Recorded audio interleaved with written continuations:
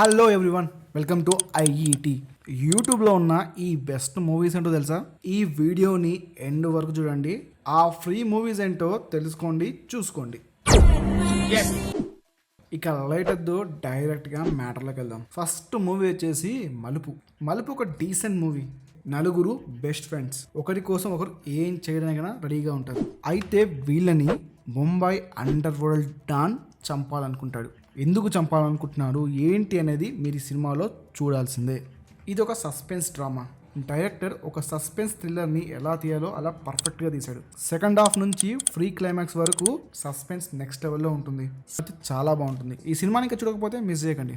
Next కల్కి అంటే మన కల్కి కాదు, ఇది పాత కల్కి. ఈ సినిమా ప్లాట్ ఏంటంటే, రెండు వర్గాలు ఉంటాయి, ఆధిపత్యం కోసం పోరాడుతూ ఉంటాయి. ఈ ఆధిపత్య పోరులో ఒక వర్గానికి చెందిన శేఖర్ అనే పర్సన్ హత్యకు గురవుతాడు. సో అప్పుడు అక్కడ ఏర్పడిన పరిస్థితులను ఆపడానికి రాజశేఖర్ వస్తాడు. అదే కల్కి. సో కల్కి ఇన్వెస్టిగేషన్ లో తేలిన నిజాలేంటి, ఆ మర్డర్ యొక్క మిస్టరీ ఏంటనేది సినిమా. ఈ సినిమా స్టార్ట్ టు ఎండ్ చాలా బాగుంటుందని చెప్పలేను, కానీ లాస్ట్ 20 minutes అయితే నెక్స్ట్ లెవెల్లో ఉంటుంది. మీరు చాలా థ్రిల్ అవుతారు. ఓవరాల్ గా ఈ సినిమా అయితే మిమ్మల్ని ఎంటర్టైన్ చేస్తుంది. ట్రై చేయండి ఈ సినిమా కూడా.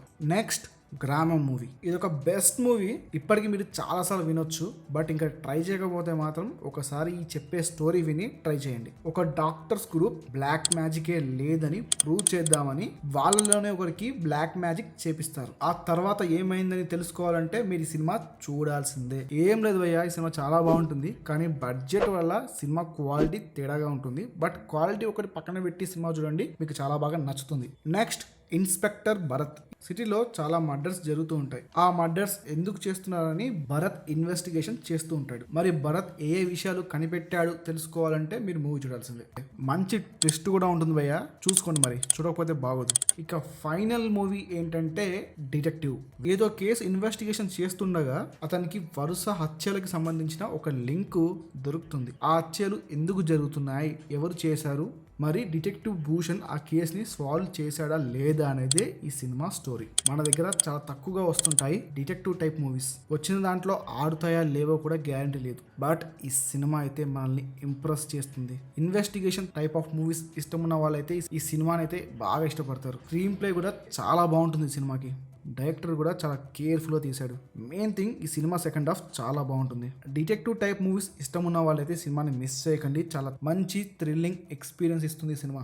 ఈ సినిమా అయితే అస్సలు మిస్ చేయకండి, చాలా బాగుంటుంది. ఇదండి యూట్యూబ్లో మీరు చూడాల్సిన బెస్ట్ మూవీస్.